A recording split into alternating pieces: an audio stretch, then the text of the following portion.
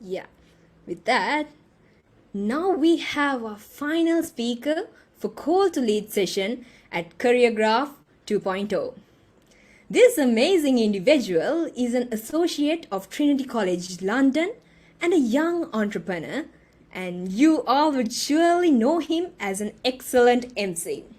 Further, he is a voiceover artist, a presenter, a renowned public speaking and debate coach. From being a former radio DJ and a news personality, you may also recognize him as a producer. As you all are already aware, he is none other than Mr. Lithmal Jayawardhana. Today, he will be speaking about one of the most prominent and important topics to anyone and every one of us, and that is public speaking. So, very good evening, Mr. Lithmal. It's a pleasure to have you here with us today. How are you doing? Hi, Dushani. Pleasure to meet Hello. you. You can see me, right? Everything is fine. Yep, everything is fine. All right, I'm doing great. How are you doing? Yeah, I'm doing great too. It's a real pleasure to have you here with us. It's an honor to be here too. Okay. So, to take a kick start for the questions we have, Mr. Lithmal, let me direct this question to you. Every great personality has a story of their journey. Now, let's get to know a little about you. How you got into public speaking and all these things that we mentioned. So, Lithmal, you can walk us through your journey. All right. I really don't like to answer questions like that, but let's say because you want me to, let's try to give you like a brief story. So, I would say how I got into public speaking was actually was not by my choosing per se. I think it was an accident because even while I was in preschool, my teachers, my preschool teachers at that time would give me opportunities to speak at like Montessori's concerts, and when I got into primary school right after that, I just like automatically my parents, my friends, my teachers, they just pushed me towards it. I also didn't hesitate in the sense that I didn't hate it. I was like, well, this feels okay. This feels good. So might as well just. So it's not just one moment where, I decided I wanted to be a public speaker. It's a combination of a lot of factors, a lot of people, and whatever I have achieved is not just my own doing. It's a lot of help from a lot of people, my friends, my family, my mentors, and people that sometimes, without me even knowing, would spread, like put in a good word and would recommend me to a client or someone, and that all of that led me to where I am now. So yeah, I think that would be like a brief answer to your question. Yeah, since you said you don't like to answer such type of questions, I think that was really, giving a kickstart for our participants too. So was it from your school or was it your uni that you started getting into public speaking, all the chances that you said about? Was it basically the school or? It was actually my school and even my like preschool, like even from my preschool days. I used to do public speaking since I was like 4 or 5 years old. So it was just by accident. I liked it. I'm not going to say like anyone forced me to do it. Nobody did. Like my teachers would ask me, my parents would ask me with that, because one thing that I'm really grateful to my parents for is that whenever during my formative years, they never pushed me to do anything. They just said, okay, this is what you want. Like if you want to be a cartoonist, you want to be a fashion designer, do you want to be a lawyer, doctor, whatever you want to be, just they just supported me in that endeavor, whatever it is. They didn't have that be this, be that, don't do that, don't do this. So yeah, I would say early, very early at school, or even like during preschool, that's how I slowly got into public speaking, and then the rest is history. All right, so that's really interesting. And with that, I'll move on to another question we have. So, most of the people who are actually engaged in public speaking are really passionate about what they are doing. They are really into it, and it just becomes a part of their life. And this thing actually defines their own personality.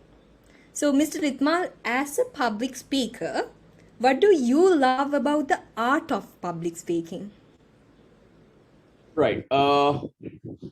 One thing is, one thing about public speaking is it's like more so than you think, it actually helps the speaker as well. Because being able to express what we want to say in the stylish and clear manner, most importantly, uh, that actually helps us to being able to express oneself is a very cathartic, very therapeutic thing, I would say, to anyone. So that I would say is one thing. And secondly, public speaking is gives individuals a platform to kind of uh, speak up about what they believe in. It's not just about like talking about stuff that everyone is talking about. Sometimes that is what is necessary, but public speaking gives you a platform and an opportunity to kind of bring societal change. Like if you can get someone to think, you don't necessarily have to change everyone's ideas or perceptions or what they were brought up with. But if you can get, like, for example, by me doing this today, if I can get one of the members of the audience to kind of question something that they have believed their entire life to be right, or something that they were a bit confused with in terms of it can be something very profound or very complicated, or something as simple as whether they should eat a particular thing or not.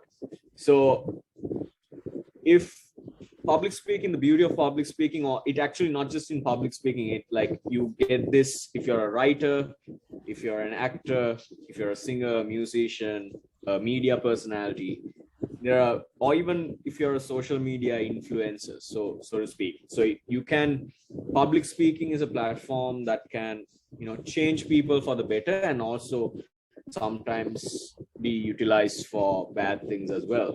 But yes, it's an interesting feeling, and to be able to know that you can try to change someone. Obviously, you also need to understand the public speakers are also humans, so they are not perfect. It's also going to be contrasting ideas that conflict with each other. But at least I believe in this concept called marketplace of ideas, which is that everyone's opinion matters at the end of the day, and the best idea that comes out of it, just like in a market where like demand and supply would cross each other, and we get the point where the best price for the best product. Same thing applies to ideas. The more ideas that come into that marketplace of ideas, you get the best ideas. So public speaking is a great platform for that. And I think those are the two things that I love most about public speaking. But obviously there's like, it depends on the context. Like when you're delivering the speech to 7,000 people at like Subhadasa or somewhere online, it's an exhilarating feeling. It feels good, not gonna lie. It's fun when you like, it's like sometimes it's like surfing like waves in the ocean, if you really get into it, and it's a really good feeling. So you can't like list down things and say, okay, these are the only things that I love about public speaking. And for different people it'll be different reasons. So I would say those three reasons would be my primary reasons as to why what I love about public speaking is. Yeah, so Mr. Lidmal, as you mentioned, you love the way that words are able to change people. So is it basically like the power of being able to persuade, the power of being able to persuasion when it comes to public speaking? Yeah, I guess, because I wouldn't like to call it a power per se, but it's a bit of a powerful word. But yeah, as in the ability to kind of get people to think, and it also gets you to think whether what you believe in is right or wrong. because the world is never black and white, as in what you think is right might be something that I might consider to be wrong. But then again, your idea of what right and wrong is slightly different to what my idea of right. As long as you don't intentionally harm an individual with your thoughts or with your words or with your actions, I think any idea goes in this entire world. So public speaking, yes, I think that ability to get yourself to think about your own perceptions and to be able to get other people to like think about their own perceptions, I think that's a really beautiful thing. Yeah, that's true. That's true. And we can like really agree on that. And you said that you are really passionate about it. It's like surfing for you, but it's not the same for everyone. You may have heard this thing. Sydney Sheldon has once stated death is the number two fear that people have, and public speaking is the first. And yeah, it is a common fact that a lot of people tend to stay away from public speaking due to fear.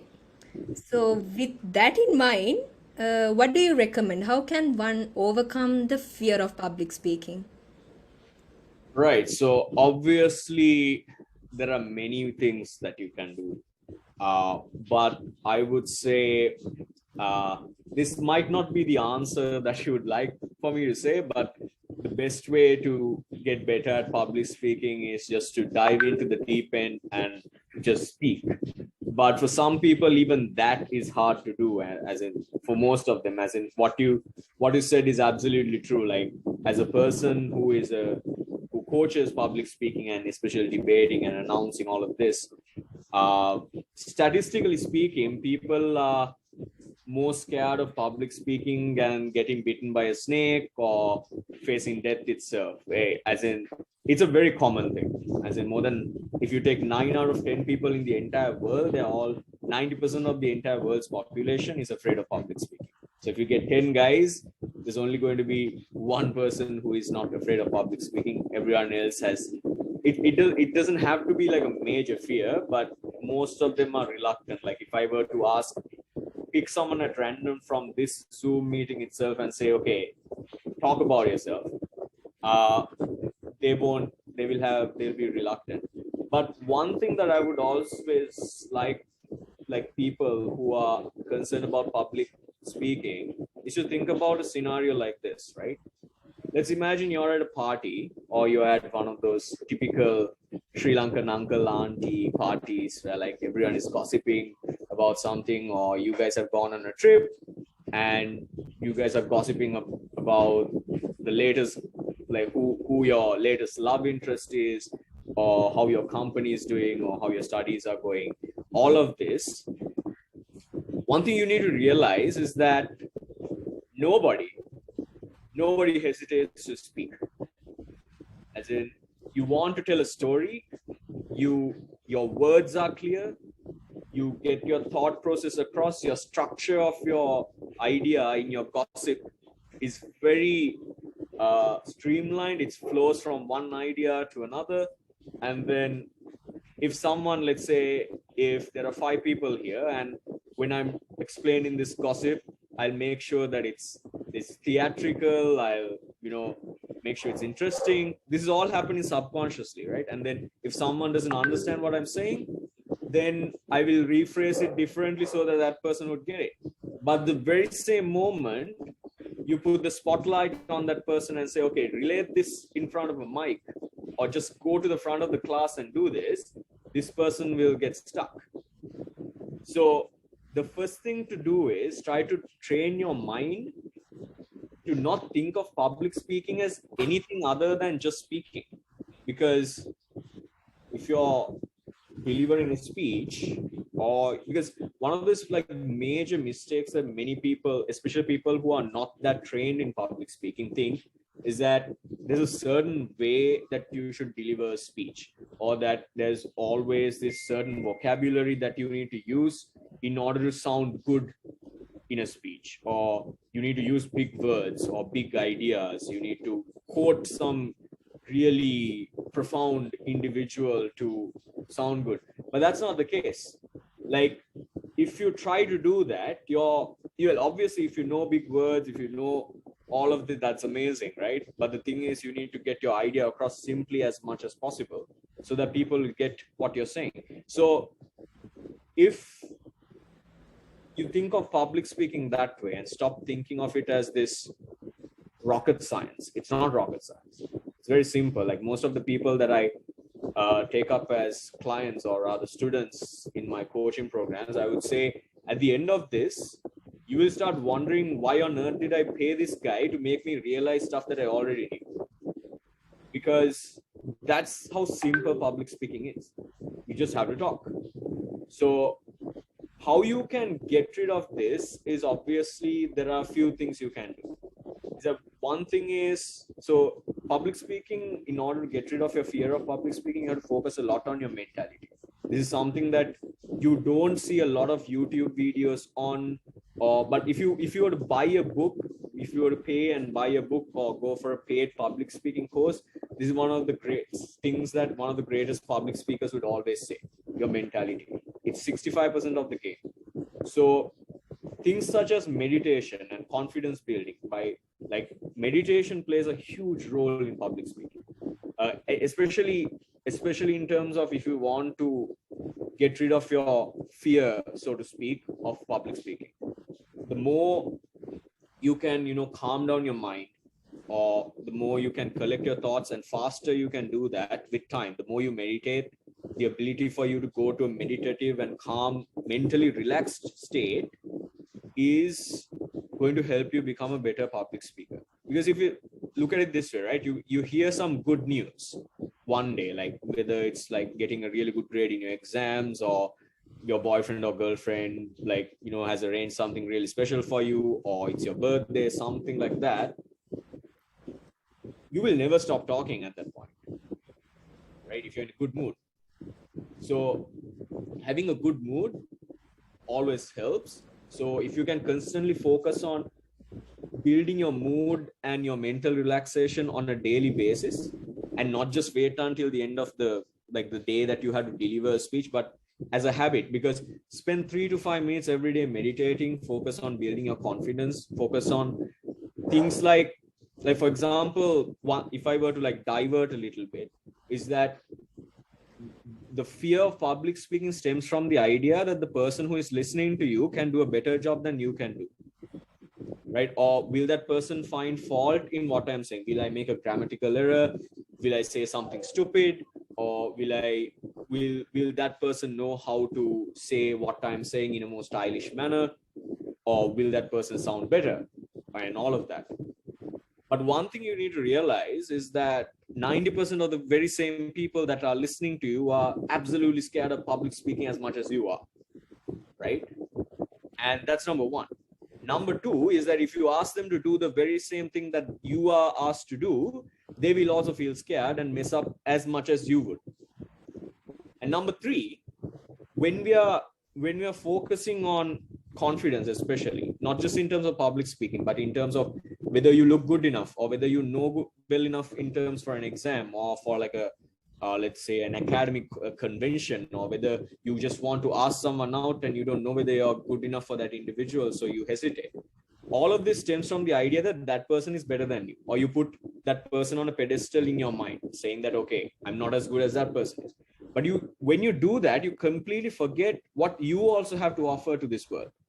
Because, okay, you might not be a great public speaker, but you might be a great athlete, right? You might not be able to coin 10 words together and talk. But for example, if you were to say, I'm a good public speaker, there might be a person in this very same room who might be a better artist than I am, or a better singer than I am, or a better businessman, who has more academic qualifications than I do. So all of these things, if you are to only measure your confidence on public speaking, that is absolutely wrong, because you need to focus on the good things that you can offer. Even if something is superficial, let's say if you know for a fact that you're tall, or your height is good, or something as superficial as, okay, I like my skin tone, whatever it is that helps you feel good about yourself, you need to draw into those ideas whenever you have to speak publicly the next time, which will give you like an ego boost. An ego boost in this scenario is okay. Like you can afford to be a bit proud of yourself, because if it's to help you get through an obstacle.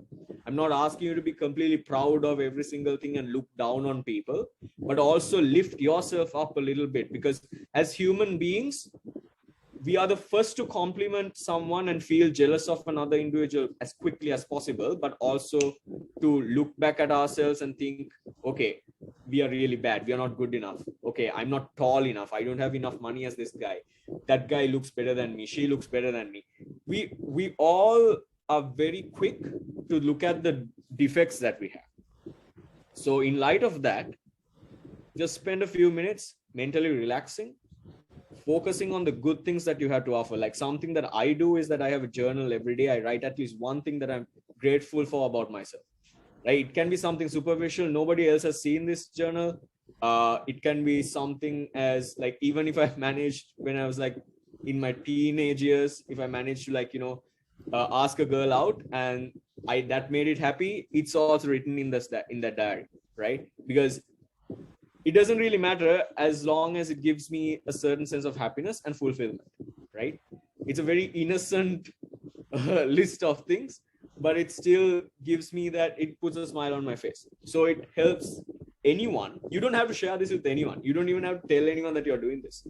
But if you constantly focus on the positives that you also have to offer to the world, you will be generally mentally relaxed, generally more confident in life, and this will trickle down into you sounding better as a public speaker. And obviously, another thing that you can do is whenever you're watching Netflix or whenever you're watching YouTube or you're listening to your own friends on WhatsApp, random group conversations about random nonsense, all of that, focus on how people speak. What are the words that they use?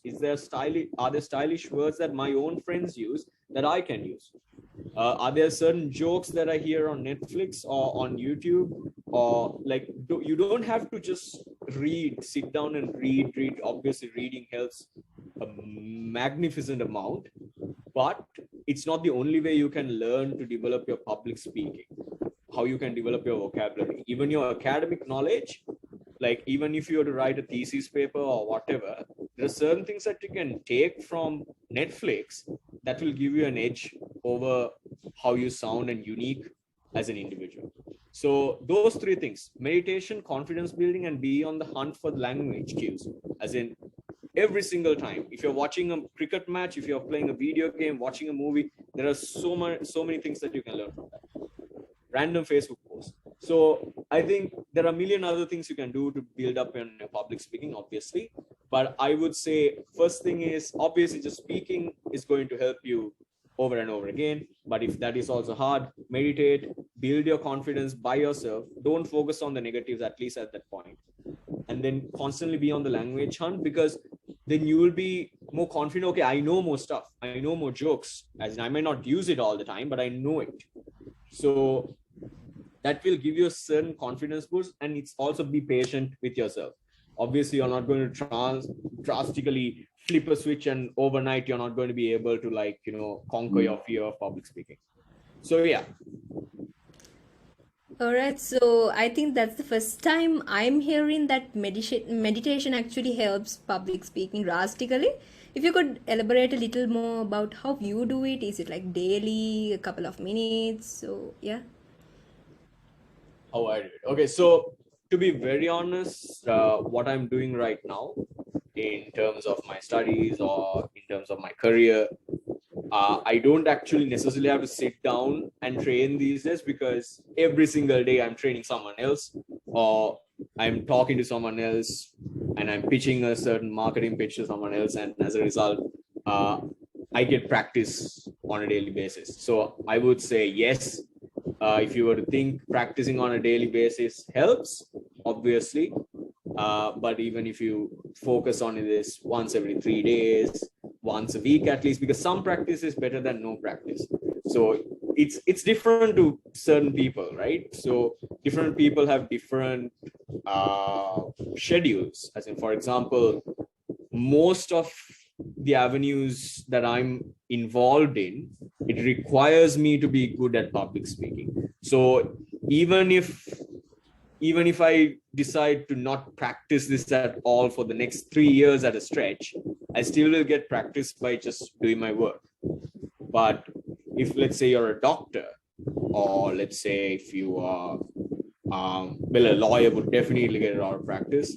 Or let's say you're a mathematician, you're a physicist, you're a scientist, right? So public speaking is not the first thing that comes to mind when you think of a doctor. But if that's the case, you need to dedicate a certain amount of time, whether it's daily or whether it's weekly or whether it's even monthly. But the more you are able to invest into it, obviously your results will start appearing faster, because this is a mental game. So if you were to like train, or if you were to do a sport, or if you were to work out, you would know that you need to work out a certain period of time, and you need to recover in order for your muscles to develop and your skills to develop, obviously. But since it's a mental game, unless you, of course, stress yourself out about this, you can obviously train this every single day if you want to. But even once every 3 days, once a week, or once a month, or once even a year, it doesn't really matter. Because and also don't think of it as work. Like, I would suggest, in terms of public speaking, uh, just do that right before you go to sleep. You can meditate while trying to fall asleep, because these are like, you can do it in the shower. Nobody's there to stop you from meditating in the shower. And these are things that you don't need to think of like, okay, I'm going to work on this. If you can, amazing. But you don't have to. You can do this while you're watching Netflix with your friends, or your significant other, or your family. And you can mentally be training yourself. Okay, there's a certain way that this character is talking. It's interesting. Their vocabulary is interesting. What is that particular word, right? There are so many words that we come across on Netflix, or when you're watching a random movie that sound very stylish. We know the meaning of the word, everything, but we don't make an effort to use that word or that phrase or that joke in our life. So you can practice your public speaking on WhatsApp. Whenever you're talking to someone, make sure that you have like 3 words or 5 words that you want to use on that day. Somehow pitch that into the conversation. You can, because if you really badly want to, you can practice your public speaking. Send voice notes instead of typing a text, right? You don't have to do this every single day for every single conversation, but obviously WhatsApp is a great platform to practice your public speaking, I would say. Social media is a great platform to practice your language. So even when you're like posting something nonsensical or a great meme, because I love memes, I post them a lot. So even if that's the case, you can use this to sound more stylish. Look at people whom you even learn from your own friends, people you follow on Instagram or Facebook or YouTube, whatever. How do they post? How do your famous like favorite celebrities post, your favorite athletes post? What is, because these are people, like, for example, most of the time when you take like a celebrity account, it's not them posting it directly. There's a marketing team, there's a social media campaigning team behind them, and these are guys who have been trained in the art of stylish language to make things catchier. They're marketing experts. So if they can, like, there's a lot you can learn from just by observing and emulating this. If you're thinking this is like technically copying, because language is copying, because the language is universal to everyone. You don't you can't have a unique, as in, like, for example, we are all using the language that we learn from being around certain people. It's always a combination of all of that. So yeah, don't think of it as work or extra training or sitting down and practicing. You can do this while your friend is just next to you and you're watching Netflix, and nobody knows that you're training. You're just watching Netflix and you're figuring, okay, I need to use this word next time I'm WhatsApping someone tonight, whatever. With time, obviously, you're not going to see results tomorrow. It'll take you at least 8 months, 12 months. For some people, 4 months, 4 weeks, or 4 days.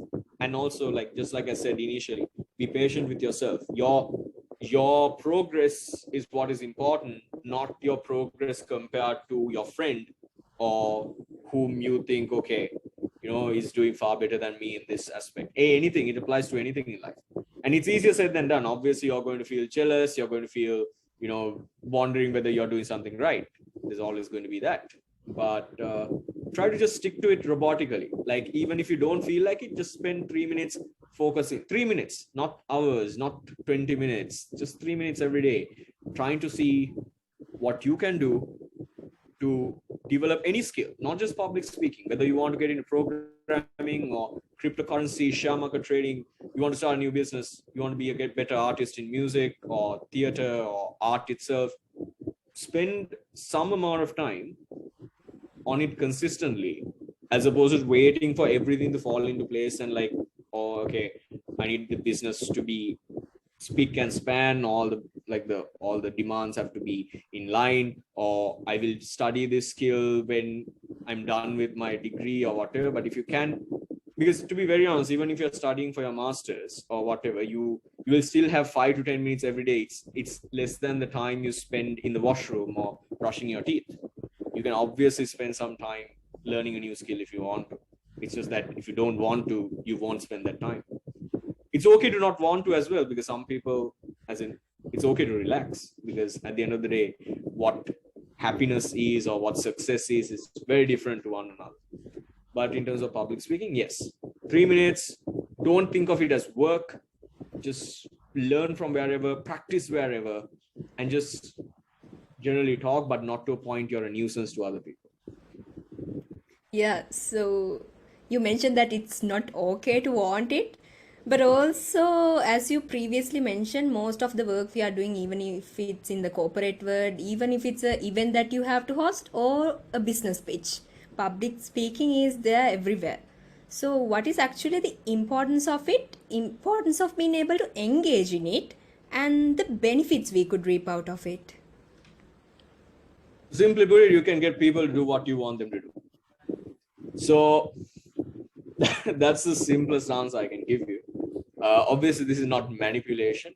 Well, if you want to learn the art of manipulation, that's a different story, different subject, different thing. And I wouldn't, I will not air my comments on that personally. But technically, if you are a good communicator, it can be through public speaking, it can be through the way you write, the way you look, the way you comb your hair, the way you dress. All of these ways are ways that we communicate with the outside world. Our social media accounts, it's technically our brand. All of us, if I were to say, okay, so this whole concept of a brand became very intimate and individualistic the moment social media came into being, because all of us are technically maintaining brands. Our social media account, our WhatsApp DP, our WhatsApp status, what we post on our WhatsApp story is our brand, is who we are, right? Or at least what we want the world to think of us, right? So in terms of public speaking, you can technically communicate what you want. And if you're effective enough, other people will agree with you. Or at least even if they don't, you have now the ability to express what you want, and then you can come to a compromise instead of being like a silent figure in the background. And just because, okay, obviously I am doing a lot of talking here today because I'm supposed to, in the sense that I've been asked, and if I were to like give you really short answers for this interview, then there's no point. But believe it or not, in real life, there have been moments where I've gone for 24 hours, 48 hours without talking to any human being. Because you should speak only when it's necessary, obviously. But when you have to, part of public speaking is also listening. One thing that my father always used to say, he's a lawyer by profession. If your like opposing counsel speaks for, let's say, speaks 5,000 words within a particular time frame, make sure you listen to all those 5,000 words and do that 5,000 word job in 50 words. Because one major aspect of public speaking is a lot of active listening. You need to listen, figure out what the other party wants, and how you can get what you want by catering to what that it's technically like a business. If you were to look at it, like if you're a good public speaker, you have to be a good businessman as well, or businesswoman rather, to be politically correct here. So you need to look at what the other individual wants. You need to see whether you can provide that in terms of your ideas or what you want to communicate. And then if you're successful, you'll eventually get something that you would want and both parties would want ideally. Obviously, you're not the only guy who will go out of it winning, but obviously there's going to be a lot of errors. You're going to have failed conversations. You're going to have moments where you will get shouted out of boardrooms for saying certain things. You will be rejected by individuals, both romantically, professionally, as friends. Your friends will fight with you. It'll happen. It's not going to be smooth sailing. All of a sudden, you're this amazing sweet talker to get your way out of any problem in life. You can't. You will have a success rate. It'll go up as the time goes on, but you won't have a 100% success rate because it's a myth. Like if we all have that one friend in the clique who says, okay, he can talk his way, she can talk her way out of any of these problems. But they also had moments where they messed up. So yeah, technically, if you're a good communicator, whether you're a good writer, speaker, an artist, a doctor, lawyer, whatever you are, if you're good at what you do, you can technically be able to get what you want out across to the other people and hopefully get something that you want from them, and for also ensuring that they also get something out of it. So technically, it's about how to make friends and how to make people want to do something for you. It's not manipulation. You're not lying. You're not faking anything. Because most of the time why people don't get, even in terms of relationships or businesses or whatever, most of the time that people don't get what they want is lack of proper communication to begin with. Because the other party doesn't even know what they should be providing. And as a result, there are a lot of problems, there are a lot of fights, there's a lot of, obviously, just because you're a public speaker, life is not going to become perfect. Obviously not. It's far from it. For some of us, it might overcomplicate life. But technically, if you're good at it, you can get people to listen to you and get people to do what you want them to do for you. And you can do the same to them. Yeah, exactly. So what I believe is, as human beings, communication is like really important. And yeah, so effective communication is important and public speaking can get you there. Okay. So with that, that's it for the questions we have. But now the participants here today will get a chance to ask any questions if they have. You can direct them through the chat.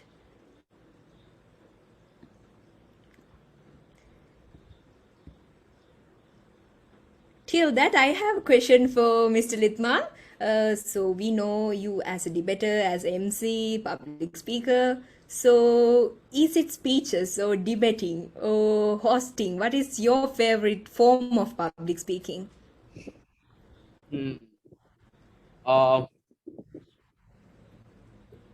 From the point of view of like pure relaxed fun, I would say hosting, but even that, like hosting entertainment related shows will be much more fun, obviously, because it's very crowd centric. You drive your energy and you get your own energy from the energy that the crowd is giving you. It's a different vibe altogether. But in terms of like pure like if you think of it like in like an, how can I put it, like more action packed perspective, I think debating is much more interesting, where you like at a like out of school level. So even while, like, I would say, especially like the local debating circuit, the school circuit is much more competitive than the open circuit. Like the school kids here in Sri Lanka, they can run like circles around us. They're really good. They're some of the best in the world actually, because debating, the ranking, Sri Lankan ranking in debating is like quite high, like in the top 10. At one point, in 2020, we were ranked second in the entire world. in school level debating. So the kids nowadays, the high school kids are like, they're far more advanced than any one of us. They can, even the people that I coach, I always say that there's a lot that I learn with every coaching session, because they're definitely better than what we were when we were 16, 18, 14, whatever. They're really amazingly amazing. So in terms of pure like the attack value and technically, action, I would say debating is interesting. But in terms of, one of the things that I really enjoyed in my past was like radio DJing, because it's like a really different vibe, because to like talk to 20,000, 30,000 people through a mic, and knowing that, there's a guy listening in from Kandy, there's a guy listening from Jaffna, and from Gaul, while you're inside like a 10 by 10 studio somewhere in Colombo. That's very interesting. Not gonna lie, like radio DJing is the reason that I have like paused radio DJing for a while, is for other reasons, for career related, education related reasons, but it's something that I would like to do for the rest of my life. I might get back to it later on as well, because it's really fun. Not gonna lie, it's one of those jobs that you enjoy. Obviously there are other things, like for example, it's a lot of responsibility. You can't mess up your advertisements, your endorsements, all right, I think we are getting a question. Yes, so those to answer your question, Dushani, I think that those two things. So we are excited to see you as a radio DJ again. So hopefully. The market is really competitive now. So they're really good guys. But I have to agree with what you said when it comes to debating. The students here are like really skillful. Whatever the topic they get, both sides would tackle it like really nicely.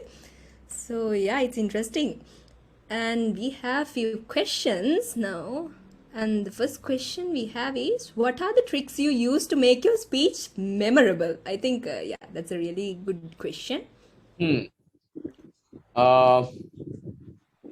Okay. First test that you need to do to think of how to make things memorable is think, if you were in the audience, what would you remember? Because always think of yourself as an audience member. Let's say if you notice someone, like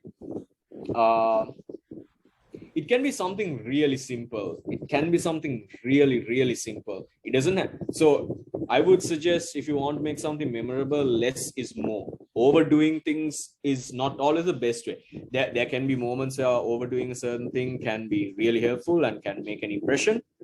But like, for example, how to make your speech memorable. Obviously, if you have, okay, we're getting questions now. So obviously, if you're thinking, if you have time to prepare, obviously you can prepare a few jokes, a few acts, especially, because do something controversial, I would say. If you were to watch Muhammad Katani, this is a guy who won the Toastmasters in 2015, right after Dhananjay Hettiarachchi, right? So this man used a freaking flower to make an impression, right? And Muhammad Katani used a cigarette.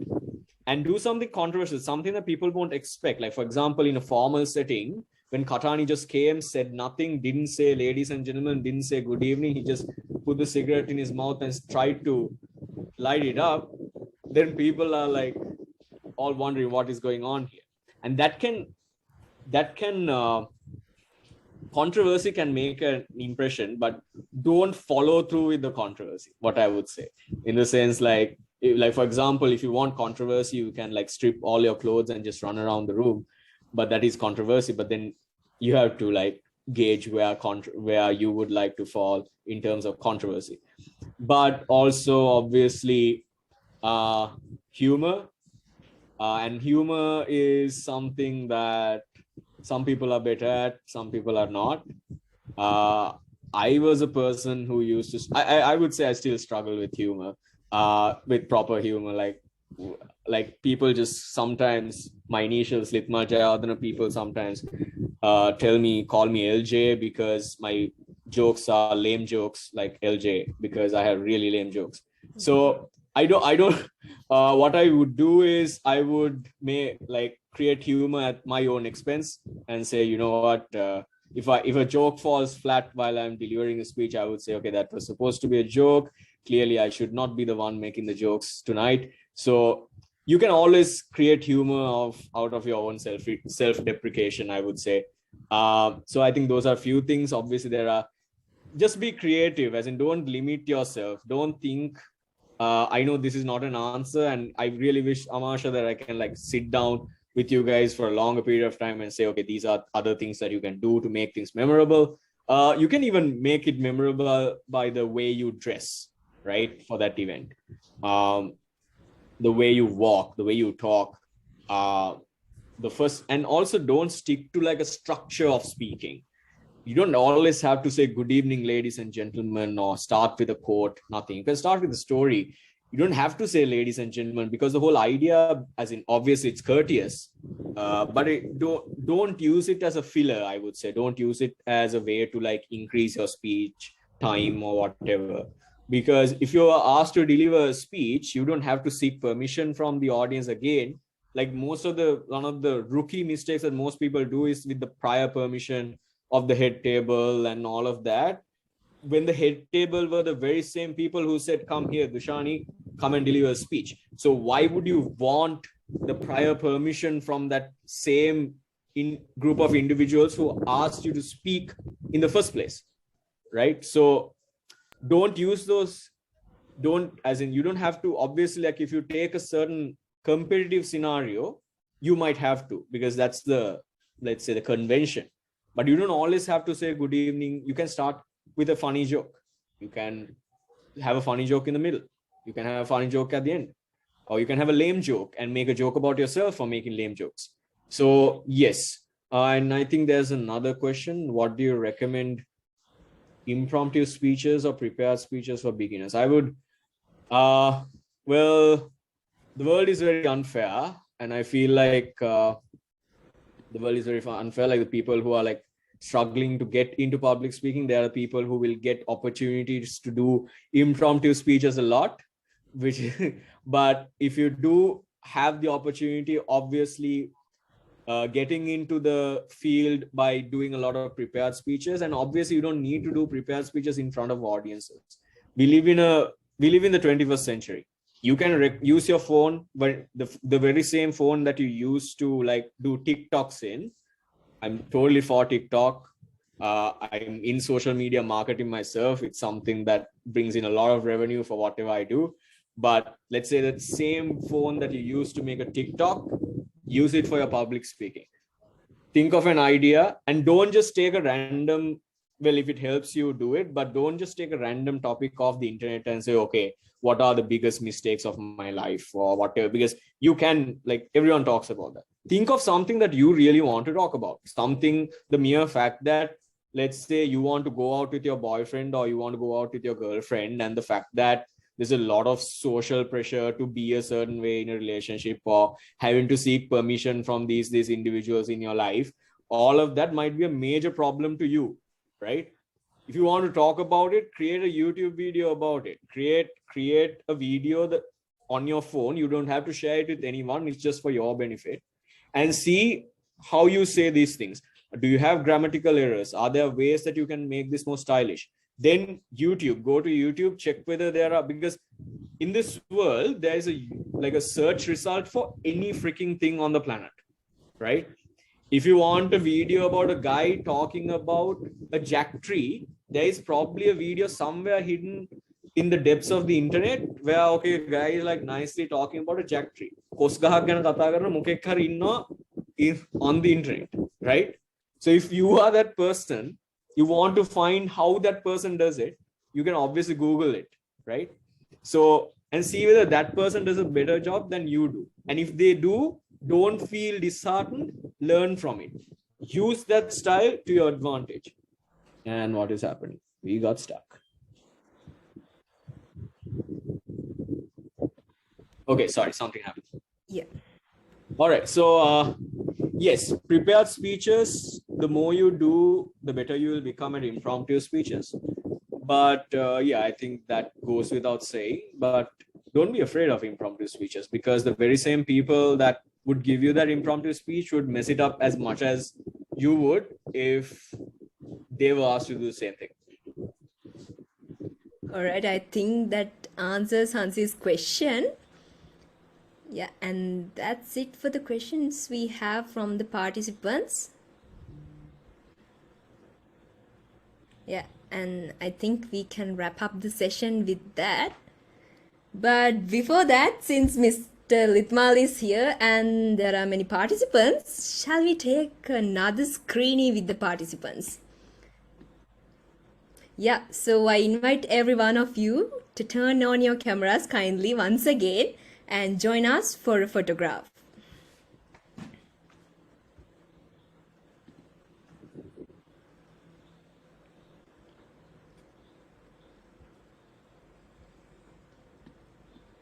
Yeah, I see many faces are coming up. All right, so there are a few more.